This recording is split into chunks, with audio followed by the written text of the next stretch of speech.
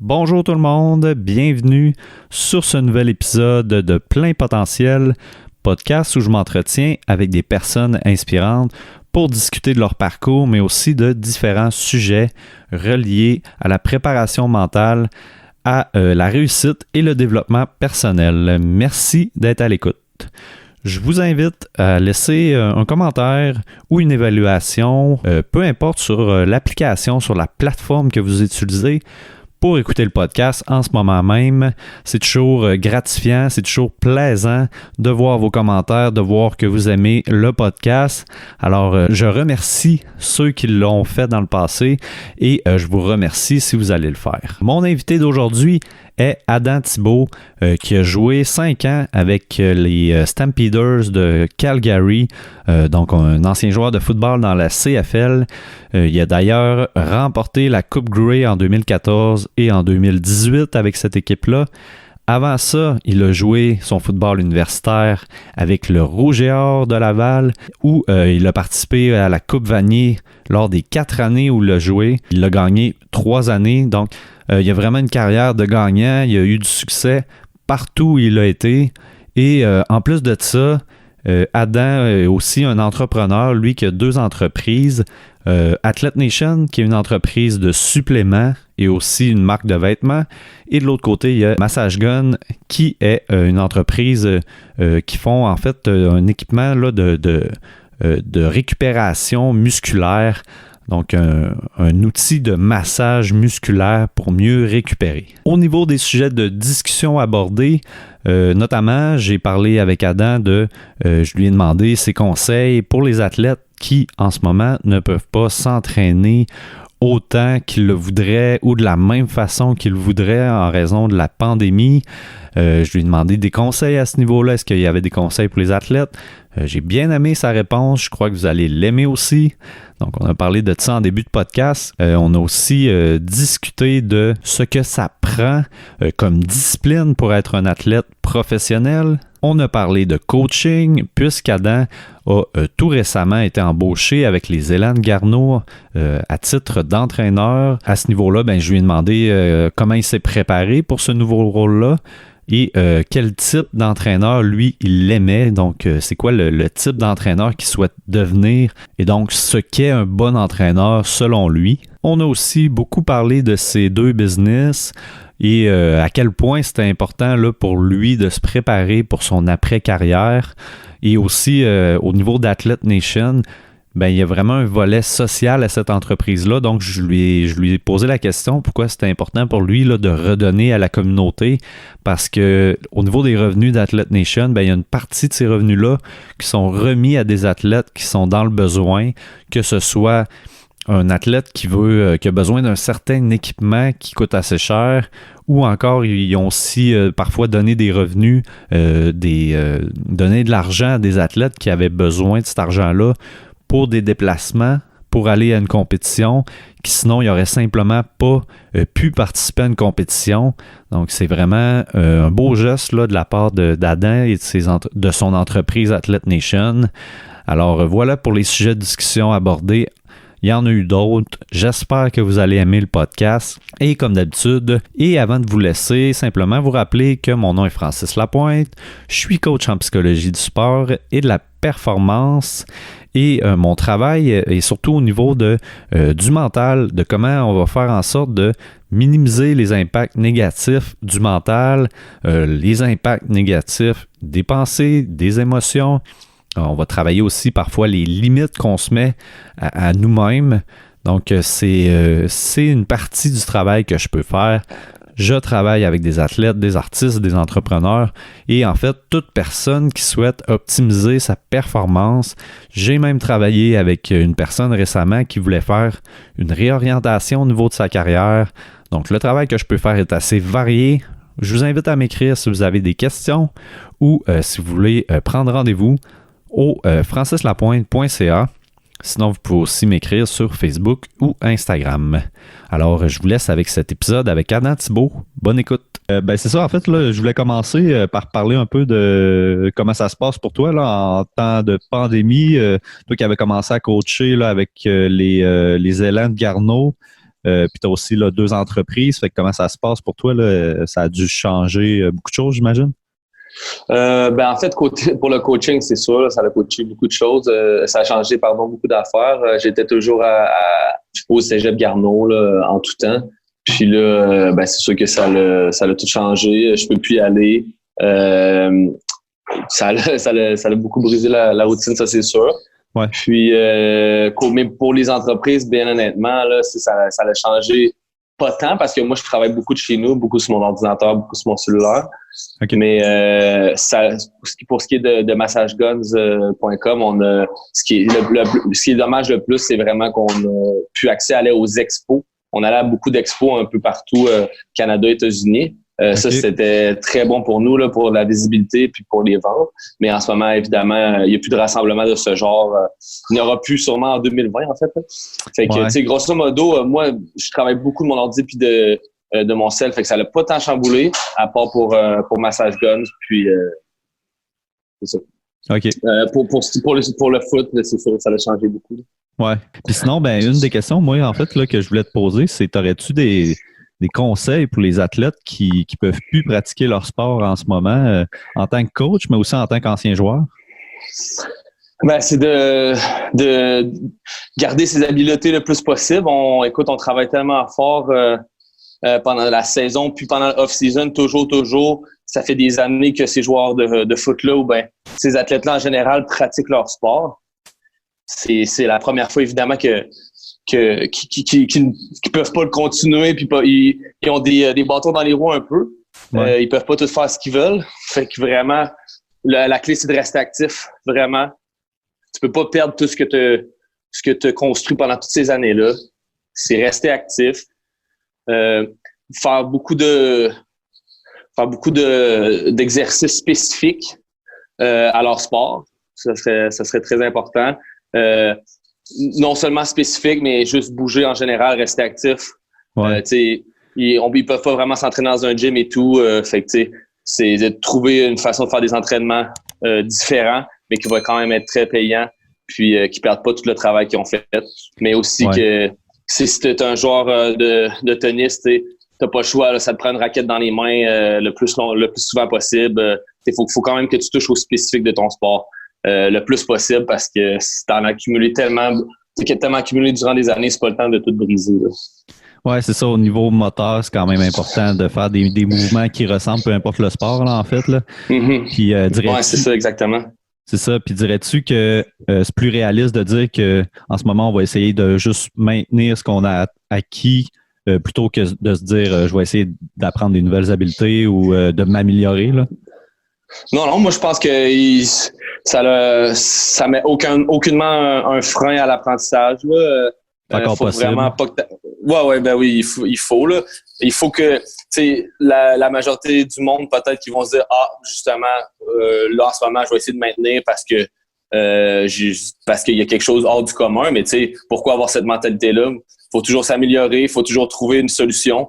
Fait que ça fait juste faire preuve, faut juste faire preuve de plus d'imagination, de créativité. Puis moi je pense que c'est pas une raison pour plafonner ou de rester au même niveau. Non, il faut toujours essayer de monter de niveau, ça c'est sûr. Pour de vrai, là, sur Internet de nos jours, avec tous les réseaux sociaux, YouTube, il y a tellement des drills, des exercices, whatever. D'après moi, tu es capable de t'en sortir toujours. Si tu t'y mets et tu cherches un peu, il y a toujours de quoi. Ouais. Ah, c'est clair, c'est clair. Sinon, là, j'aimerais ça qu'on parle un peu de ta carrière football. Au niveau du football, tu as eu quand même une carrière vraiment gagnante, si on peut dire. Tu as eu des équipes gagnantes, 3 coupes Vanier, 2 coupes Grey. Puis moi, ce que je me demandais, en fait, c'est pourquoi tu as décidé d'arrêter, en fait, là, autour de 30 ans, je pense. Là, ça fait à peu près un an que tu as arrêté ou peut-être même pas. Oui, exactement. J'ai arrêté à 29 fois. OK. C'est ça. C'était quoi qui t'a motivé à prendre cette décision-là? Puis pourquoi tu voulais pas continuer nécessairement? En fait, honnêtement, c'est sûr, le football, c'est ma passion. Ça l'a toujours été puis ça va toujours l'être. Mais après 17 ans 17 années consécutives, j'ai réalisé un peu que je sais pas si c'est juste moi ou ben c'est l'être humain en général, mais on dirait que même si tu es passionné de quelque chose, si tu le fais toujours sans arrêt, moi, ça a été 17 ans sans arrêt, c'était ma vie. Je me levais le matin, puis la première affaire que je pensais, c'était le football. Je me couchais, la première affaire, c'était le football que je pensais. Écoute, c'est tellement beaucoup, j'ai tellement beaucoup donné qu'on dirait qu'à un moment donné, ma motivation est un petit peu, elle a baissé un petit peu en rentrant dans ma dernière année. Et puis là, malheureusement, j'ai eu ma première grosse commotion cérébrale. Là. J'ai eu une bonne commotion cérébrale, j'ai manqué 2 mois d'activité. Puis ça a vraiment été fait. C'est ce qui a fait en sorte que vraiment, je me suis dit, je pense que c'est le temps de tourner la page, là, puis de faire la transition peut-être plus vers coach. Parce que c'était pas le fun, là, honnêtement. Là, c'était, comme je dis, je n'ai jamais eu avant vraiment des commotions cérébrales. Celle-là m'a fait réaliser que c'était du sérieux, puis que je pense que c'était un signe un peu, là, quand tu n'es plus à 100%. T'es plus à 100% dedans, puis qu'en plus, là, t'as une grosse blessure de ce genre-là. C'était assez pour moi pour me dire, après 17 ans, je pense que c'est le temps que... c'est pas 17 ans d'un sport relax, là, on s'entend. C'était 17 ans en ligne de se taper dessus. Là, fait que, c'est ça, c'est dur sur le corps. Là. Ça paraissait, là, c'était le temps. Ouais. Puis en général, les carrières de football, c'est... En moyenne, les gens, ils réussissent à jouer jusqu'à quand, en général? Professionnel, NFL ou CFL, c'est 2 points quelques années la moyenne d'une carrière. Là. C'est très, très cool. Ah ouais? OK. Ouais. C'est cool, un des sports les plus jeunes. Un des sports les plus jeunes qu'il y a pour de vrai. Là. Il avait sorti une statistique qui avait pas de bon sens. Là. Il y a quelques années dans la NFL, la moyenne des joueurs partants, la moyenne d'âge des joueurs partants, c'était comme 23,8 ans. La moyenne des joueurs partants, ça n'a pas de bon sens. Là. C'est un sport extrêmement jeune. C'est pour ça que tu vois des gars qui sortent de la NCAA puis déjà ils dominent. C'est développement. Ben, c'est pas développement hautif parce que c'est développement hautif, mais à sa propre manière, là, si on veut. Là. C'est juste que le monde, c'est tellement physique comme sport que le monde il plafonne à un bas âge. Tu sais. Ouais. Puis au niveau de ta commotion, tu veux-tu me parler un peu de comment que ça s'est passé au niveau des symptômes? Là? Je sais que c'est quand même intense, là, vivre une commotion. Là, fait que comment tu l'as vécu, toi, de ton côté? Ben, comme c'était ma première grosse, tu sais, je n'avais déjà eu des petites que je ressentais quelque chose, mais le lendemain, je me levais puis c'était déjà correct. Mais celle-là, c'est que tu sais, c'était pas un impact plus gros que les autres. C'est juste des fois, il suffit d'une bad luck. C'était en arrière de la tête, puis d'après moi, c'était juste un mauvais endroit. Puis tu sais, c'est les symptômes normaux, là, tu sais, la lumière ou le bruit qui est trop intense, qui te donne mal à la tête, problème de concentration un peu, problème de vision qui est un petit peu affecté.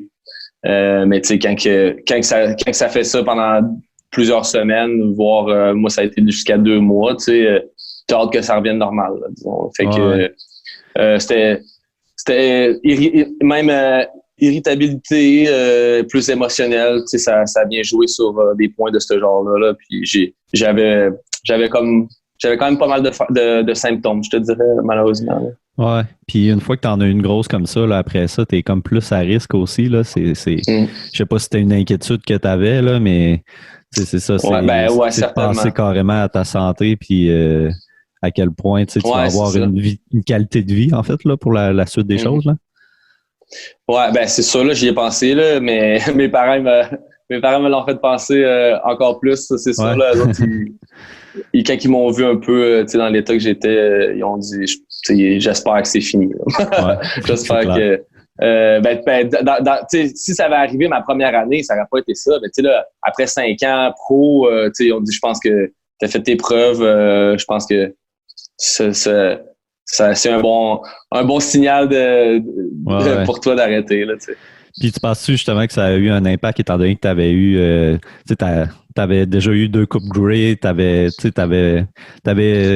eu les expériences que tu avais à vivre, puis peut-être que j'imagine aussi que d'être tout le temps dans des équipes gagnantes, ça doit être un petit peu plus dur quand la nouvelle saison recommence, de retrouver une motivation. Là. Est-ce que c'est de quoi que tu as remarqué pour toi puis pour tes coéquipiers? Ouais, l'être humain est fait de même, malheureusement, c'est clair. Là, Ouais. quand tu arrives à un camp d'entraînement ou une nouvelle saison, quand tu as perdu versus quand tu as gagné la saison d'avant, c'est vrai que c'est différent. C'est plate à dire, mais oui, c'est vrai que c'est différent.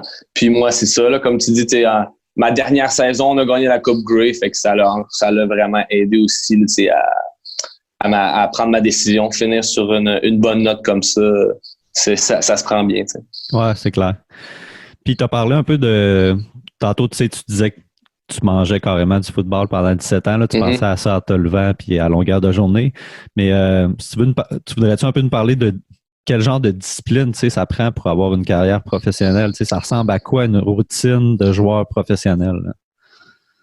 Ben. Les sacrifices que tu dois faire aussi, là, j'imagine qu'il y a des choses que tu mets de côté. Ben oui, c'est sûr. Là. Si tu es vraiment... Ben, tu sais, moi, je vais parler pour moi. Là. Je sais pas si tous les joueurs étaient comme ça. Il y en a qui étaient pires que moi, il y en a qui étaient moins pires. Il y en a de toutes sortes, c'est ça. Ouais, mais moi, personnellement, tu sais, tu te lèves le matin, tu prépares tes repas pour la journée parce que en tant que joueur de foot, faut que tu gardes ton poids, faut que tu gardes quand même élevé, faut que tu gardes ta masse musculaire. Fait que ça, c'est sûr que j'étais quelque chose que je niaisais pas avec ça. Là, la nutrition, je mangeais super bien, je mangeais beaucoup également.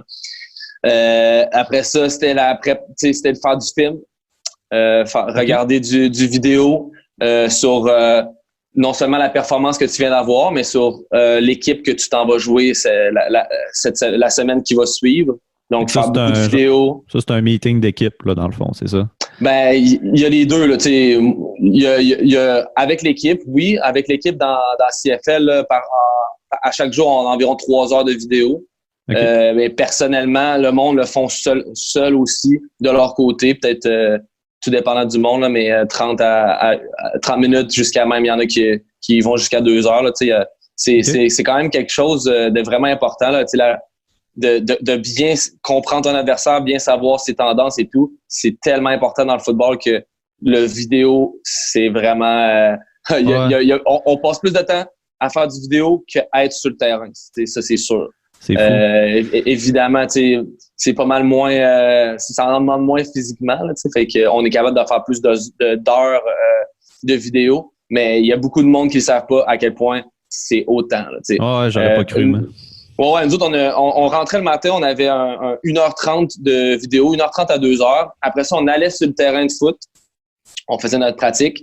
Après ça, on revenait, on faisait un autre 1h à 1h30 de vidéo. Puis après ça, on s'en allait chez nous. Puis après ça, il y a d'autres... Puis là, à partir de là, moi, ce que je faisais, je prenais un petit break. Après ça, je faisais un entraînement de muscu.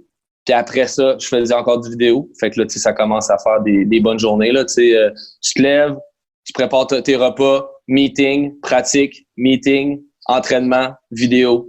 Puis là, il y a pas mal de temps tu décroches un peu le soir, puis après ça, ben, t'as repars.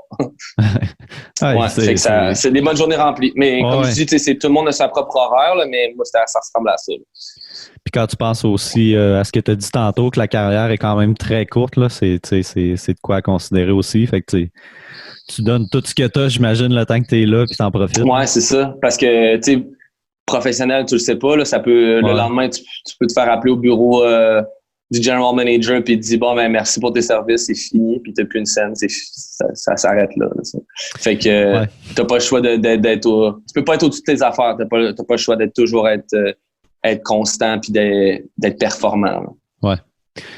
Puis toi, pendant que tu jouais avec le Rouge et Or, tu as eu un changement de rôle, je pense, à ta dernière saison. Tu as joué comme receveur de passe pendant quelques années, puis finalement, tu as été transféré comme demi-défensif. Ouais. Puis c'était comment d'apprendre un nouveau rôle?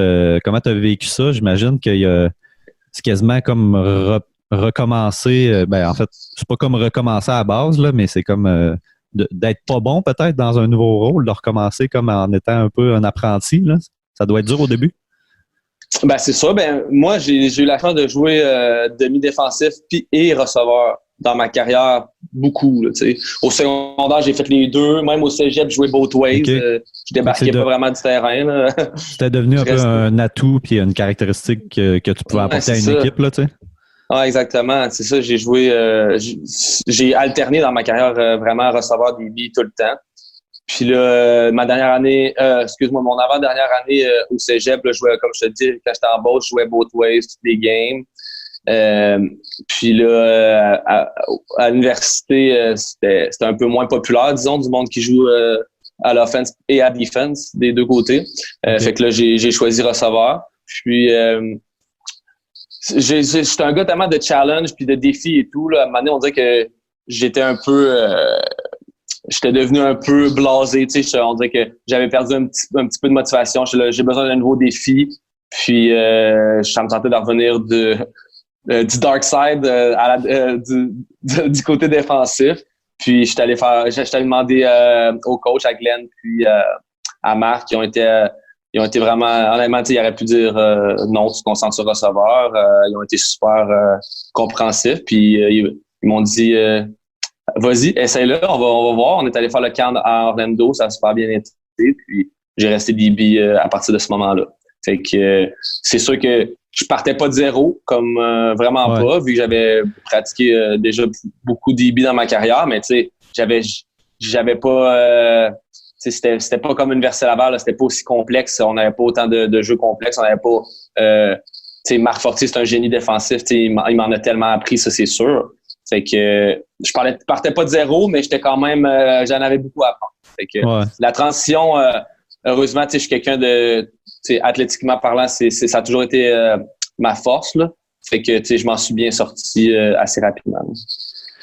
Puis là, maintenant que tu as terminé le football, là, ça fait en fait quelques mois seulement là, que tu coaches pour les Hélène Carnot.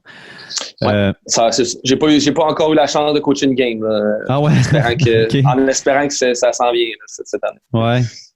Puis, j'imagine quand même que tu as eu à te préparer, là, que vous étiez en train de vous préparer pour la saison. Fait que comment tu t'es préparé pour ce nouveau rôle-là? Ben, j'ai beaucoup appris de mon entourage. Là. Yannick Morin-Plante, ça fait longtemps qu'il est entraîneur. C'est un de mes très bons amis, puis qui était avec moi avec Athlete Nation. J'ai joué avec Roger également. Là.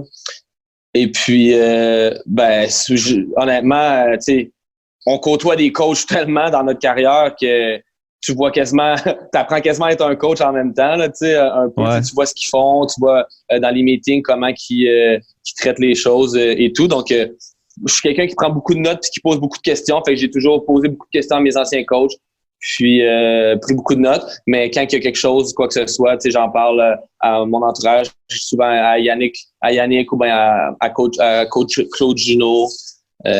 Même à Keith Robitaille qui est le coordinateur défensif. Je suis entouré de des coachs qui ont beaucoup d'expérience. Fait que dès qu'il y a quelque chose, dès qu'il y a de quoi, je leur pose la question puis ils m'aident, ils me dirigent vers la bonne direction. Pour de vrai, c'était vraiment, selon moi, ça a été quand même une transition naturelle puis quand même facile là, de joueur à coach.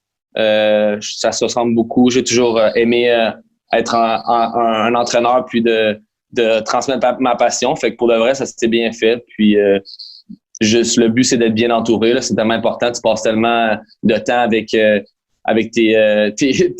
coachs qui coachent avec toi. Là, fait que c'est tellement important d'avoir une bonne relation avec tes entraîneurs dans l'équipe. En ce moment, je suis vraiment choyé. Là. Ils m'aident beaucoup. Là. Puis selon toi, ce serait quoi qui définit un bon entraîneur si tu te bases un peu sur ce que justement tu dis que tu en as côtoyé beaucoup au fil des années? Quel type d'entraîneur que tu crois qui est le mieux pour toi? Là? C'est un entraîneur que tu as le goût de jouer pour lui. Tu as le goût là, quelqu'un que tu vas aller faire du vidéo là, pour regarder le match que tu as joué, qu'il va être fier de toi puis qu'il va dire oh wow, ce gars-là, il a tout donné pour l'équipe, il a tout donné pour moi. Il y a des coachs que il y a même pas vraiment cette culture-là.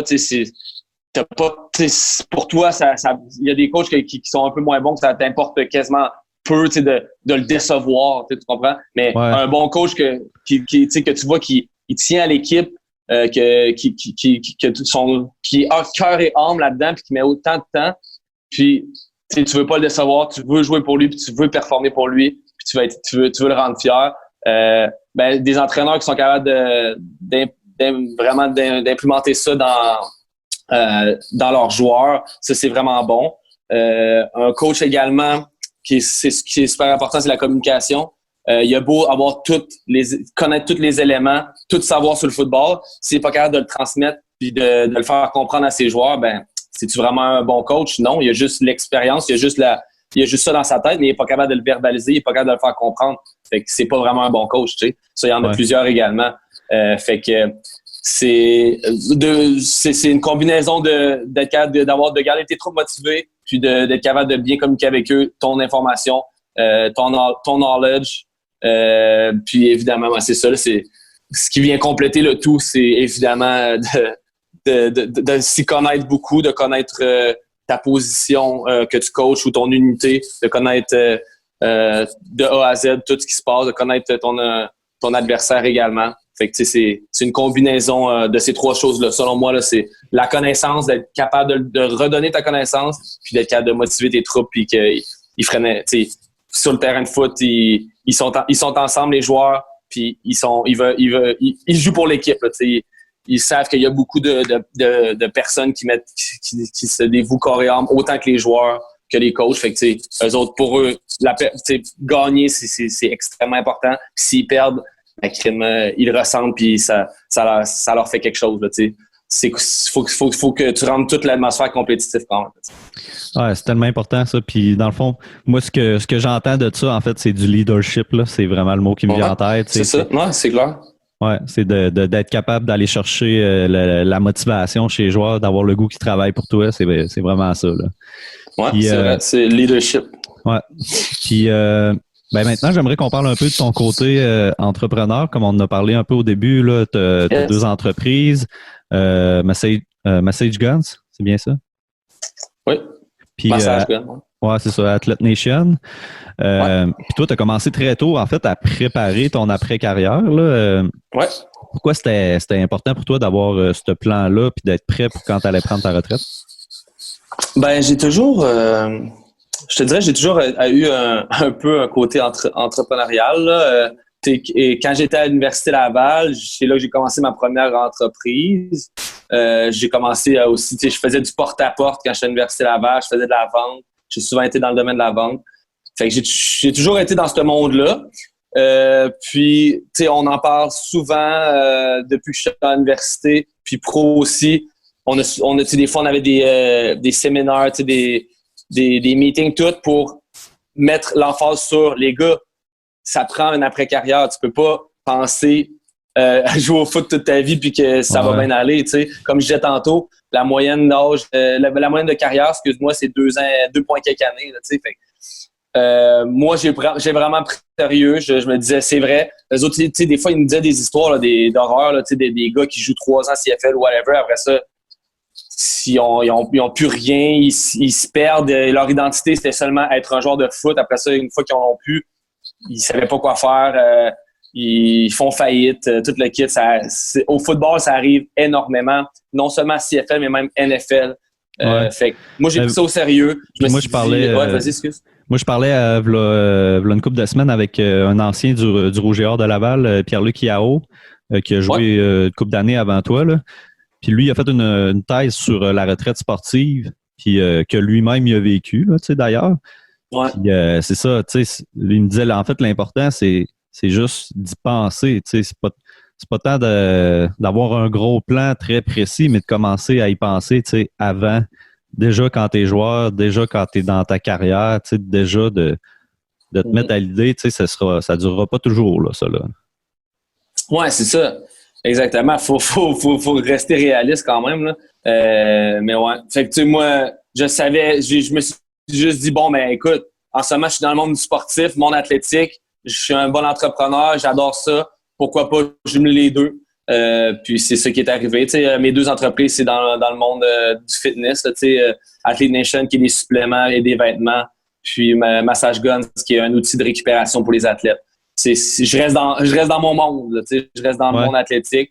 Pour moi, ça a été quand même facile. Là. J'ai toujours voulu avoir des entreprises. Donc, ça s'est quand même bien passé. Là, j'ai commencé à travailler peut-être à partir de ma 3e année pro, c'est là que j'ai vraiment commencé à mettre beaucoup de temps dans mes entreprises, puis préparer mon après-carrière, puis ça paye en ce moment. Là. J'ai eu, disons que la transition c'est très bien faite, puis ça a été très smooth. Là, c'est pas tout le monde qui peut se permettre de dire ça, fait que je suis quand même très fier. Là.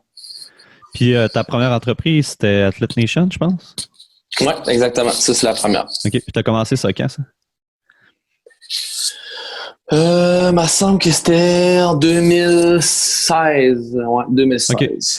Puis c'est ça, je suis allé un peu sur le site cette semaine pour checker un peu ce que vous faisiez. Puis j'ai vu que vous redonniez des profits, une partie des profits pour aider des athlètes aussi. Très j'aimerais ça. C'est ça. J'aimerais ça que tu me parles un peu de comment ça fonctionne, puis comment aussi vous choisissez les athlètes que vous aidez. Là. Ouais, ben écoute, je voulais pas, on voulait pas être juste une compagnie de suppléments alimentaires, juste une compagnie, un autre. Là, on ne voulait pas on voulait pas, on veut être spécial. Comme dans tout ce que je fais, j'essaie de sortir du lot, d'être spécial, d'être ma propre identité. Tu sais. Mais trouver un moyen de vous différencier aussi là, en tant que compagnie, c'est quand même important. Là. Exactement. Puis, quoi de mieux que ça? En fait, moi, avec le Rougeur et les Stampeders, moi puis mes coéquipiers, on s'est impliqués beaucoup dans la société, dans la communauté. On a toujours une des valeurs de redonner. Là. Les joueurs de foot, je pense que c'est quand même bien inculqué dans nous. Là. C'est génial. Les entraîneurs font une très bonne job.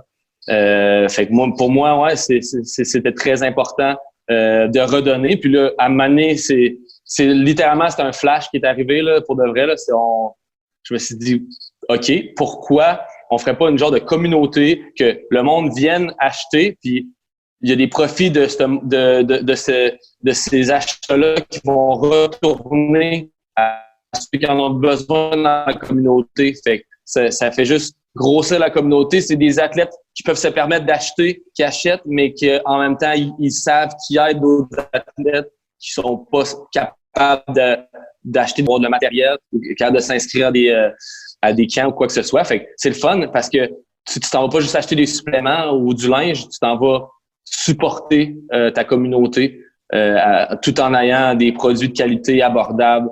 Fait que moi, je me suis dit, mon Dieu, c'est génial, pourquoi pas? Ouais, tout le monde gagne des deux mondes. Ouais, c'est ça, le consommateur le gagne, moi j'y gagne, la communauté y gagne, tout le monde y gagne. Fait que pourquoi pas? Fait qu'on a décidé de faire une entreprise sociale, puis de mettre vraiment l'emphase là-dessus, que c'est super important, puis on veut vraiment motiver les jeunes à s'impliquer également de leur côté. Non seulement, oui, ils le font en achetant sur athletenation.ca, mais on veut aussi les initier à le faire de leur côté eux-mêmes, puis vraiment, leur faire comprendre à quel point les athlètes, c'est important dans la communauté. Le monde nous regarde. Quand on était au Rougeur, tout le secondaire et les cégeps, ils regardent les joueurs du Rougeur, ils regardent les joueurs du Vert-et-Or, ils regardent les joueurs des Carabins, de Concordia, ainsi de suite. Ils nous voient comme sur un piédestal. Ils nous voient plus gros qu'on l'est des fois, en fait.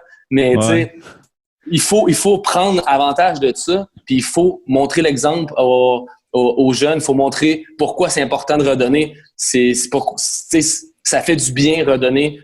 Non seulement ça fait du bien moralement, mais même ça peut même aider dans tes performances. Quand tu es bien dans ta peau, tu sens que tu as fait une bonne action et tout. Tu te sens en vie, tu te sens énergique. Tout ça, c'est du positif là, qui te suit. Fait que pour nous, c'était super important de créer une communauté puis de montrer aux jeunes, écoutez, là, les athlètes, là, le monde nous regarde.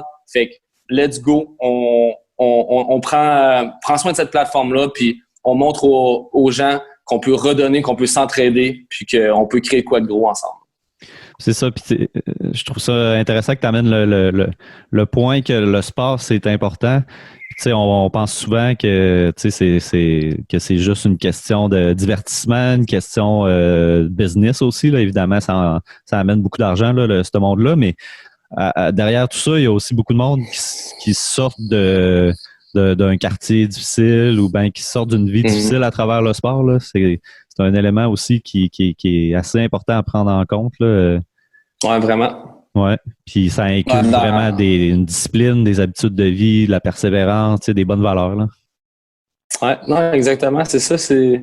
On est des fois, on est entouré, là, même dans notre équipe, on ne sait pas toujours ce que le monde autour de nous vive.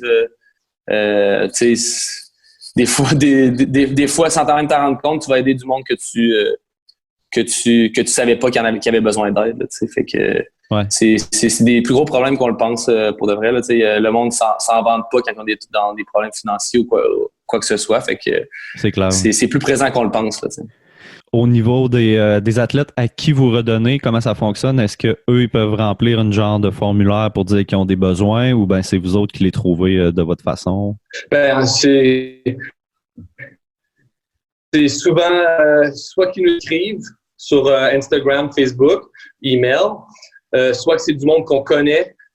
C'est comme j'ai un ami à Sherbrooke qui est prof à l'université. Sa blonde, elle coach des filles en patinage artistique. Puis elle avait une jeune fille qui avait besoin d'aide. Puis elle a décidé de communiquer avec moi parce qu'elle me connaît. Puis elle s'est dit peut-être que ça serait un beau projet pour eux. Puis on l'a aidé. Donc, tu sais, c'est des trucs comme ça. C'est beau, c'est le fun parce que, tu sais, on n'a pas vraiment besoin de faire de recherche. Tu sais, il y en a plusieurs qui ont besoin d'aide. Le monde vient à nous, puis nous autres, on essaie d'aider le plus de monde possible. On peut pas aider tout le monde encore, malheureusement. Plus on grossit, plus on va pouvoir aider tout le monde. Mais, tu sais, en ce moment, on a des choix à faire un peu, malheureusement, mais comme je dis, le but, c'est vraiment d'être le plus gros possible pour qu'on soit capable d'aider tout le monde qui a besoin. Puis c'est ça, c'est cool parce que d'après ce que j'ai vu, là, j'ai vu une couple de photos, c'est des trucs quand même assez concrets. Là. C'est pas comme je pense que vous faites pas juste donner de l'argent. Souvent, vous achetez vraiment quelque chose que la personne a besoin. Puis fait que c'est vraiment concret, vous voyez le résultat là, après ça. Là. Oui, exactement.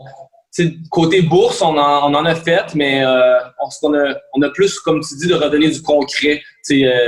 On a donné plus que 500 paires de gants, de spikes de foot, même des équipements sportifs de tout genre. On a payé des entraîneurs privés à du monde. On a payé, on a une fille de boxe qui avait le championnat canadien à Edmonton, elle vient de Montréal, elle n'avait pas les fonds pour aller à Edmonton, parce qu'il fallait qu'elle paye l'avion, il fallait qu'elle paye l'hôtel rendu là-bas et tout. Elle allait manquer, imagine donc, son combat national à cause de l'argent. Ça n'a pas de bon sens pour nous. Ben, voyons donc, un athlète ne peut pas manquer ça. On l'a supporté, on lui a donné, on l'a aidé. On lui a donné une bourse, mais la bourse est allée automatiquement à avion puis à hôtel. OK. C'est vraiment cool. C'est des trucs comme ça. On a inscrit du monde à une équipe de track. Plusieurs. Vous pouvez aller voir là, sur athletenation.ca. On a une section community, puis vous pouvez voir tout ça. On en fait le plus possible, là, vraiment. C'est de toucher le plus possible de gens différents qui viennent de places différentes et dans des milieux différents. On essaie vraiment le plus possible d'aider un peu tout le monde au Canada. Là. Vraiment cool, vraiment une bonne initiative, je trouve. Là. Puis, pour nous, c'est génial, là, c'est le fun. Là, on fait pas juste vendre quelque chose, là, on aide. Ouais, c'est valorisant aussi pour vous autres. Là. Ben oui, c'est ça, c'est tellement motivant. Là, on fait. Tu te lèves le matin, puis j'ai pas de la misère à travailler sur la Rapid Nation du tout, disons. Là, c'est extrêmement motivant tout ce qu'on peut faire. Quand tu vois les jeunes qui se font aider, puis à quel point ils sont contents, ça vaut tout l'or du monde. Là, c'est clair. Là. Puis sinon, ton autre entreprise, Massage Guns, c'est ça, quand tu as starté ça, je t'entendais ou je te lisais là, quelque part comme quoi qu'il y en avait très peu qui existaient. Là.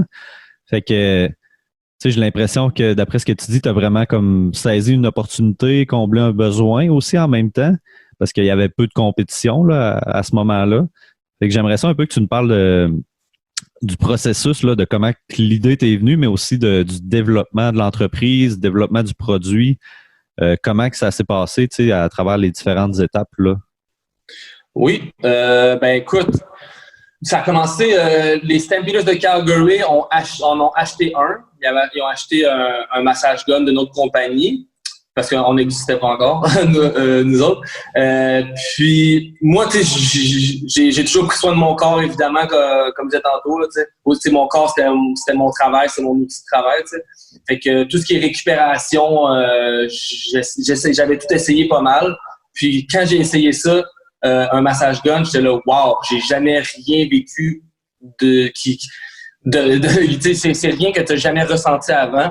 C'est littéralement, je trouvais que en quelques minutes, tu avais des résultats phénoménales. Vraiment, j'étais dit, après quelques minutes, t'as rien, t'es loose, t'es prêt à courir. Tu sais, j'étais là, wow, j'avais jamais vu rien de ce genre-là. OK, puis, c'est vraiment au niveau des tensions musculaires, là, c'est ça? Ça diminue les tensions? En fait, ben, c'est un outil, pour résumer, c'est un outil qui vient te frapper.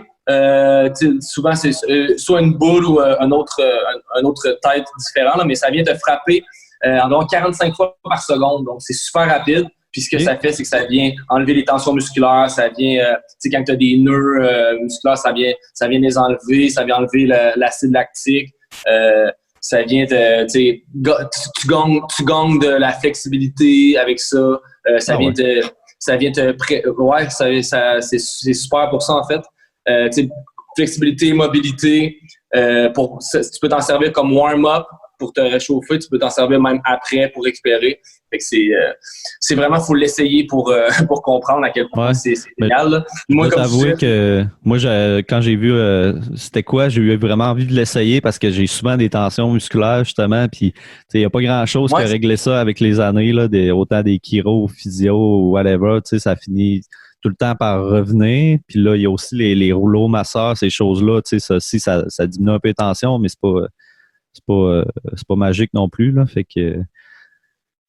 ça vaut la peine Fait que t'as jamais essayé encore, non? Non, c'est ça, j'ai jamais essayé, mais je checkais un peu sur votre site, là, la version mini qui est quand même très abordable, là, puis en ce moment, vous avez pas de frais de livraison, d'après ce que je voyais, là, aux États-Unis puis au Canada avec le COVID, là.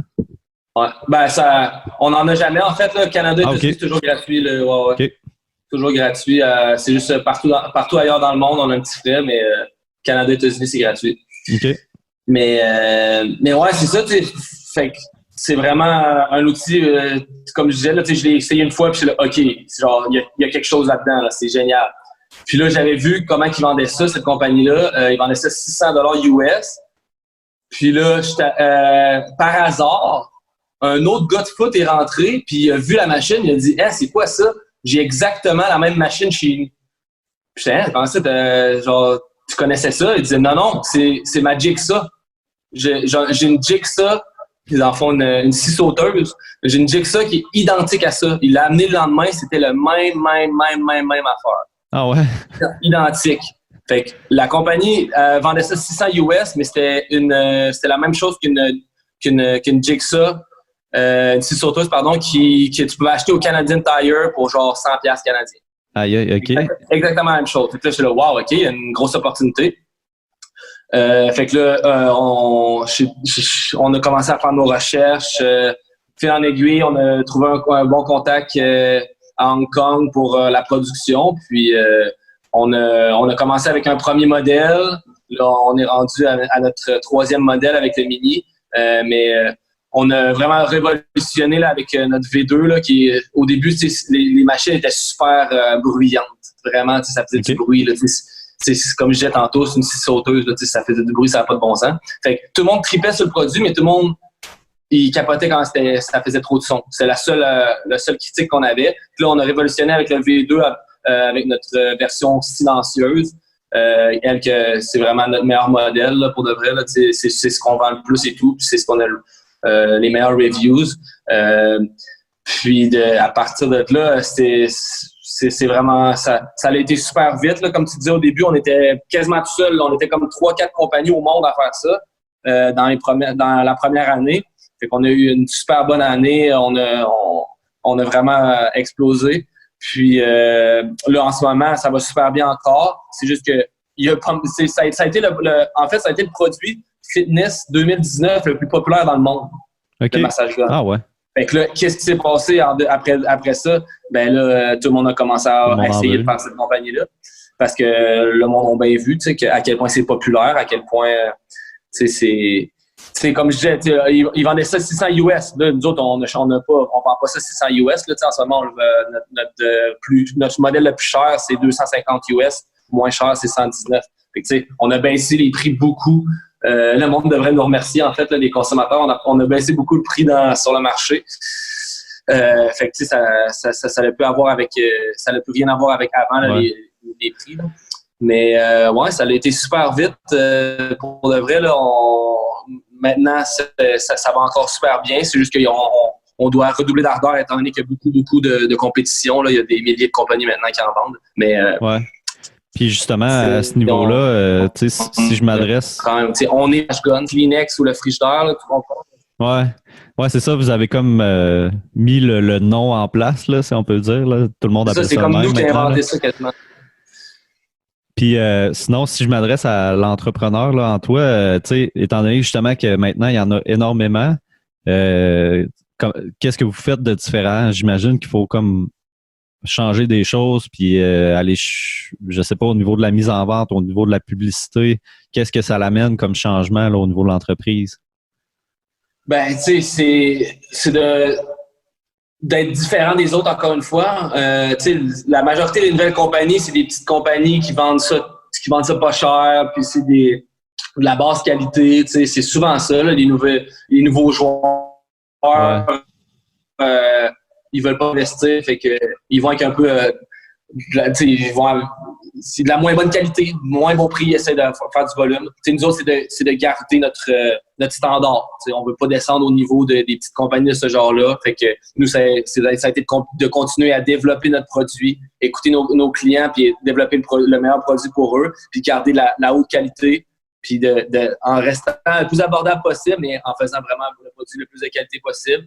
Puis également, c'est d'avoir on a beaucoup de stratégies d'influenceurs là, sur Instagram. On a beaucoup de gros noms qui nous back. Ça vient nous donner une belle crédibilité. Des joueurs professionnels ou des Olympiens qui utilisent notre produit puis qui l'aiment puis qui sont fiers de le montrer au monde puis de dire c'est un bon produit, ça m'aide. Genre, essayez-le, vous allez voir. Ça, c'est une grosse de nos stratégies. Ça aide beaucoup de ce côté-là. Ah, c'est clair. C'est de rester nous-mêmes. Les vraies compagnies vont rester, puis les petites side compagnies vont finir par s'en aller. Ouais, c'est important d'avoir une identité puis de la garder, dans le fond, là, de suivre tout le temps un peu la ligne directrice que tu avais dès le départ. Là. Ouais, c'est ça. C'est de rester C'est pas juste d'être un produit. Là. La majorité des nouveaux joueurs, c'est rien qu'un produit. Nous autres, on veut être un brand. Là, on amène plus. Là, on fait pas juste vendre. Là, ouais. Puis, il me semble que j'avais une autre question par rapport à ça. Là, mais sinon, est-ce que vous faites affaire, mettons, avec des équipes vraiment qui en achètent plusieurs pour leurs joueurs ou pour leur personnel? Oui, on en a quelques-unes. Oui, en Europe, il y a ici aussi, l'Université Laval nous en a acheté déjà plusieurs. Okay. On a beaucoup focusé en ligne là, depuis le début, mais là, on est rendu à focuser plus justement côté distribution, côté équipe sportive ou magasin et tout ce genre-là. Okay. On s'est vraiment établi fort sur le web, mais là, maintenant, on veut s'établir plus côté distribution. Fait qu'on a beaucoup de travail à faire de ce côté-là. OK. Vous êtes rendu comme à cette phase-là, si on pourrait dire. Oui, exactement. Puis, parce que là, on peaufine nos produits. Là, on a le produit, selon nous, le meilleur massage gun sur le marché, notre V2. Là, on a eu, c'est notre comme 4e version d'amélioration qu'on a sur notre V2. Là, le produit il est solide. Fait que là, on est prêt vraiment.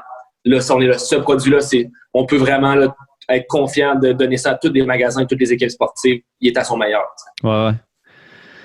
Puis, sinon, je suis pas mal vers la fin de mes questions, mais ce serait quoi, toi, tes objectifs futurs au niveau personnel, professionnel? Qu'est-ce qui t'attend pour les prochaines années? Je veux vraiment me peaufiner dans le coaching. J'ai adoré ça. J'ai adoré ça là, pour de vrai à date, tout ce que j'ai fait avec les élans. Les joueurs sont incroyables. Ça n'a plus rien à voir avec dans le temps. Là. C'est tellement des athlètes incroyables. Puis côté football, IQ sont très élevés. Pour de vrai, le calibre est tellement haut, là, on est choyés, les entraîneurs.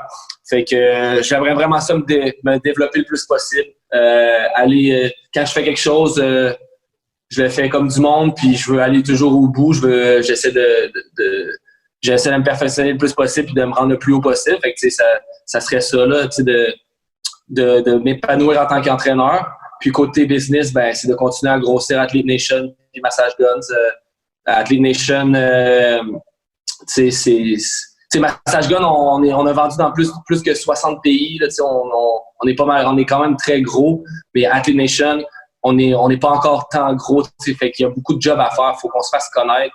La majorité du temps, le monde, il adore le concept, il adore l'entreprise. C'est tout simplement... Puis il adore nos produits, évidemment. Là, c'est sûr. Ça, c'est indéniable. Mais c'est juste de se faire connaître. C'est ça, la grosse job. Fait que j'ai beaucoup de travail à faire pour Athlete Nation, ça, c'est sûr. Massage Guns également. Puis ça va rester comme ça.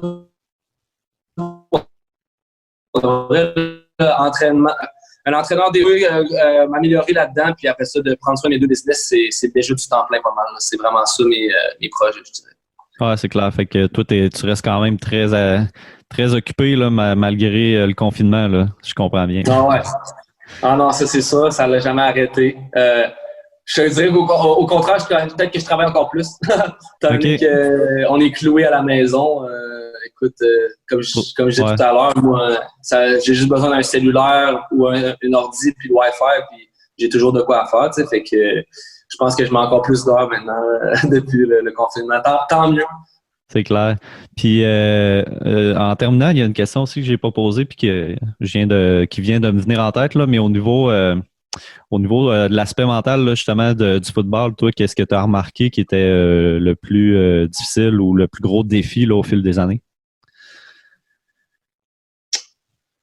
C'est, tu sais, n'importe quoi qui arrive, comme je disais tantôt, j'avais le football en tête à 24 heures sur 24, n'importe quoi qui arrive, tu as un match la fin de semaine, tu t'en vas pas jouer à la pétanque, tu as un match, tu t'en vas littéralement mettre ton corps sur la ligne, là, tu t'en vas te taper dessus, puis tu sais jamais si ça va être ton dernier match, littéralement.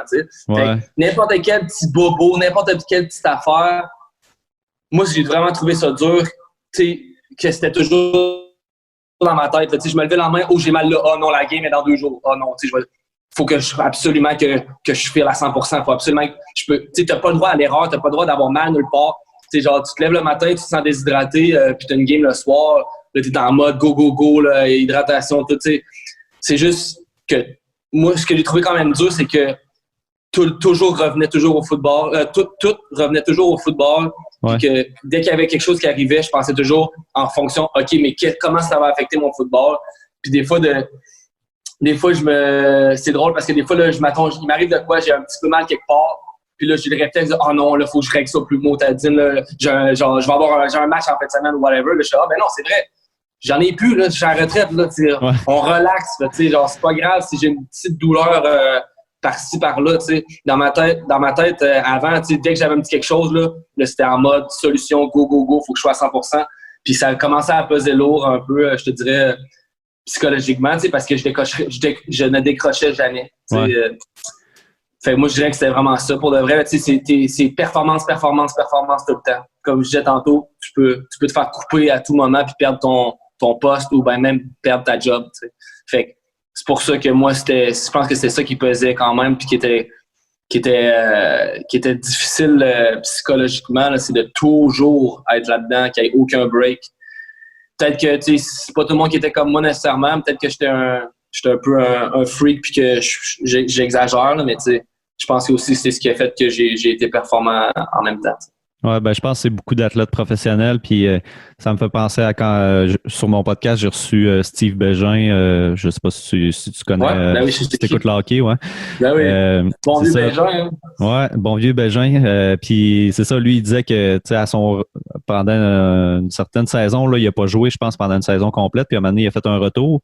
Puis c'est ça, à son retour, il essayait vraiment de plus en profiter justement parce que toute sa carrière, il avait essayé vraiment d'être très discipliné, ses routines de match, il fallait pas y parler, faut faut qu'il soit focus, faut vraiment, là, tu sais, c'était très, très grosse discipline, pratiquement jamais d'alcool, tu sais, vraiment pas d'écart, mais tu sais, à son retour vers la fin de sa carrière, tu sais, il prenait le temps vraiment de plus en profiter puis un peu de mettre de côté la performance puis d'avoir du fun, en fait, là. Puis je pense que ça peut être important aussi de le faire si c'est trop dur pour un athlète, là, quand tu commences à le sentir psychologiquement, là, tu sais, de juste te dire, OK, aujourd'hui, je vais pour le fun, tu sais, tout en essayant quand même d'avoir une bonne performance, là, en étant quand même à une certaine discipline, mais tu sais, je pense que c'est important de le faire un peu, là. Mais tu l'as bien dit, par contre, il ne faut pas oublier le fun là-dedans, c'est vrai. Là, Ouais. justement, il y a certains moments que je me rappelais, là, faut que je garde ça le fun quand même. Là, c'est quand même...